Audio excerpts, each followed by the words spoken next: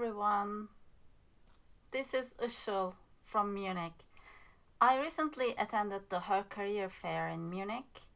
It's all about HerCareer, career of women, how to bring family and work together, how to close the gender gap, create equality in the work environment, and everything else. I want to share my learnings from the HerCareer fair.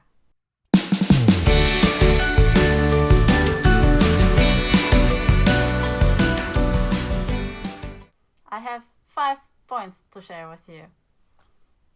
First, the CVs will disappear. I heard from a lot of hiring managers, a lot of recruiters, that CVs do more harm than actually good. Because CVs get in the way of your personality, of who you are, your mindset, your motivation, and limit you into your experiences and what you have learned in the university. And also this system of applying for a job doesn't work because you, the valuable personalities, are just getting thrown away in the system. I heard from one of the recruiters, from one of the panelists, that especially in some examples in Germany, if you have a CV with some holes, I mean some dates where you don't have the employment or an explanation, then you cannot even create a job profile in the company websites. So I heard a lot of managers, hiring managers, talking about please do initiative applications. In German they call it Initiativbewerbung, where you just upload your CV or upload your motivation letter and tell that I want to work in this company, I want to do this and this and this job. Everybody emphasized again how to reach out to people who are hiring or who are doing the jobs that you want to do, and telling them, look, I love what you do, I want to do the same, can we meet? And they really would like to hire through such personal contacts. So CVs will disappear. It's about contacts, it's about your mindset, motivation, and you getting in contact with the companies and the hiring managers. Learning 2. There are new jobs arising. There are new titles like audience development manager, innovation manager, data scientist. There are different job titles coming up every day, and sometimes it seems very technical and you might shy away from the technicality of this job.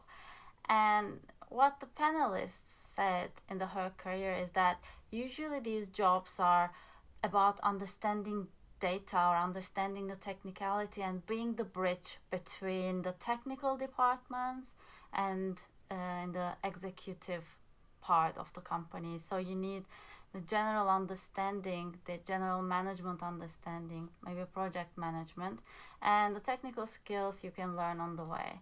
So before you get scared of the title, you think, oh, it's too technical, I don't have the technical skills, a good suggestion for you is to check who has this job and contact them and ask them, what experiences do you need? What skills do you need? This was also a suggestion of the panelists in HerCareer. And people love hearing from you and they are happy to help you. So please, before you stop yourself from applying to new title jobs, just get in contact with people who do these jobs, understand what they're about, and then just go ahead and apply for them. You have nothing to lose. But when you apply, remember the point 1, get in personal contact. Third learning, personal marketing. Personal marketing, personal brand management was a topic that came quite often in the HerCareer. In the meetups where people get together to discuss topics, but also at the panels and also at the trainings. So it's it's really, really important. It's important if you are an employee, you have already a job. It's of course important if you want to have a job. It's also important if you are self-employed. I mean, it's vital if you are self-employed to promote yourself. And Angelika Vavala of Vavala Coaching shared, and actually two important statistics. The first one is that she asked to the crowd she was training, do you know how much of the work you do is known by your manager?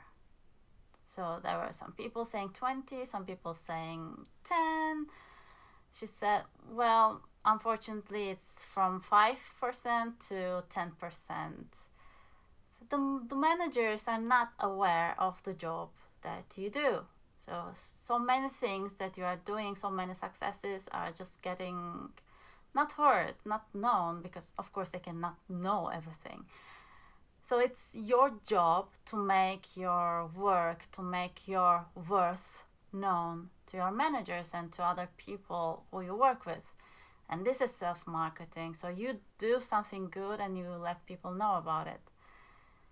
And she shared another important statistics, which was, she said, do you know what success depends on?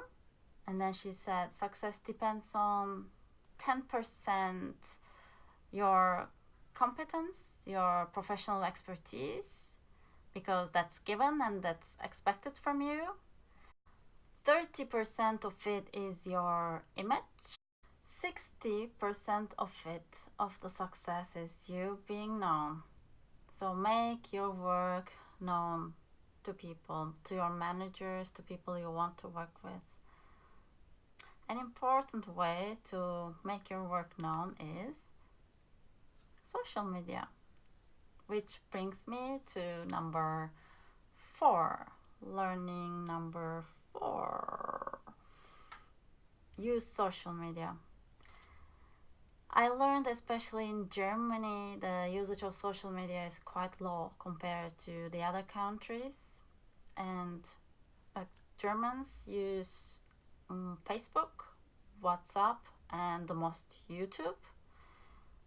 They are reluctant to Instagram because they do not want to mix their private and work life, which might be an idea they have, but it seems like it's important to show what you do and who you are to people so that they can choose to work with you, because as we humans want to relate to each other, want to create a relationship with each other. So that's why it's really, really important to use social media.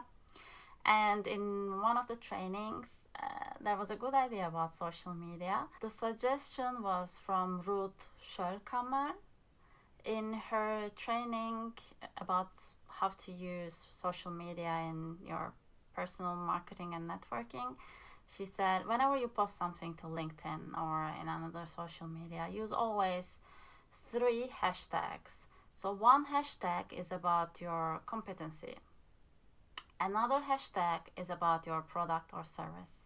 And the third hashtag is about your personality, like the creative one, having fun with my work, getting crazy with ideas, whatever, something about your personality. So whenever you share something, always keep your 3 hashtags with you, with what you share.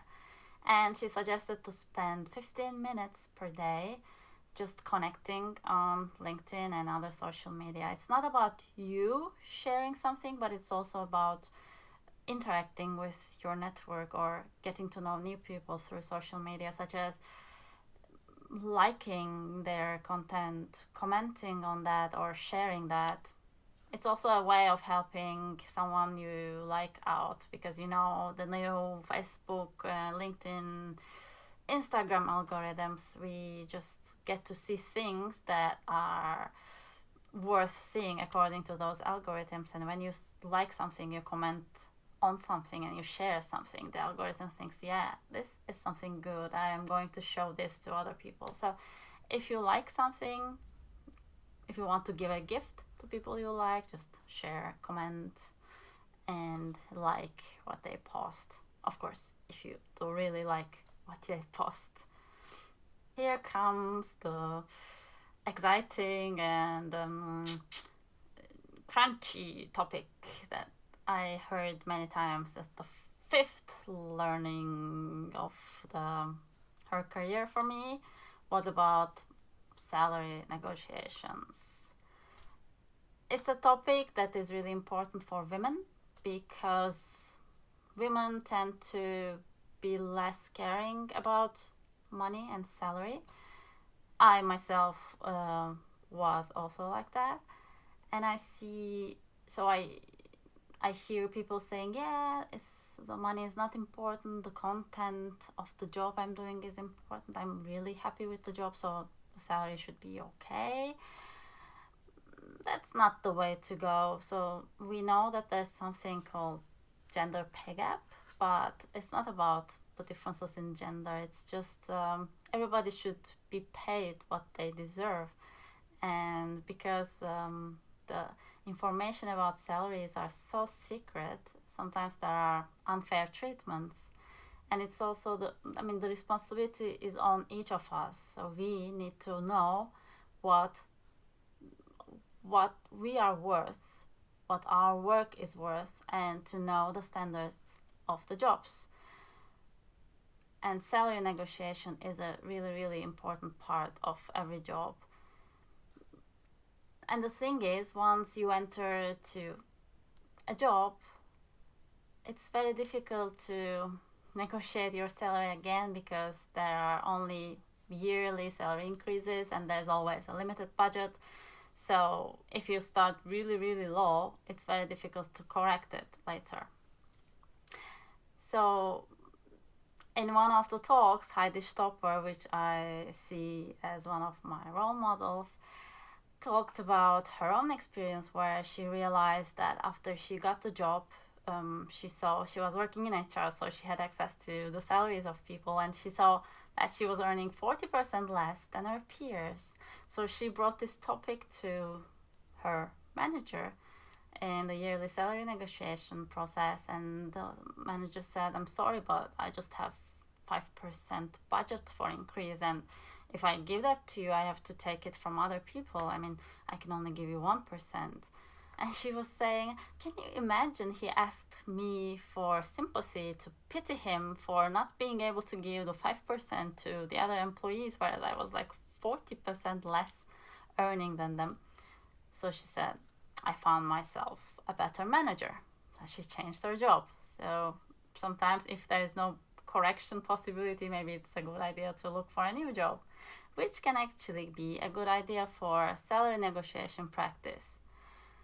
Yeah, Heidi Stopper mentioned about this disadvantage of employees that are going for the salary negotiation, because you go from a point where you are vulnerable, asking for money, and you might want the job. You also maybe don't have enough practice of salary negotiation, whereas the other party is trained for that. They negotiate so frequently with so many people, they are really good at it. And they know their numbers, they know their budgets, they know how much they pay to other people and the industry standards. Plus, they don't have any emotional connection to the topic, so they start from this level. And if you don't start from an equal level, like, I know who I am, I know what I'm worth, I know what you pay to other people, you might start from here, and then during the talks, maybe getting emotional, the gap can even increase. So you may end up in a disadvantaged place in terms of salary and weaken your hand. So we have the responsibility to study, do our homework, to understand how much this position is usually paid in that company, in the industry.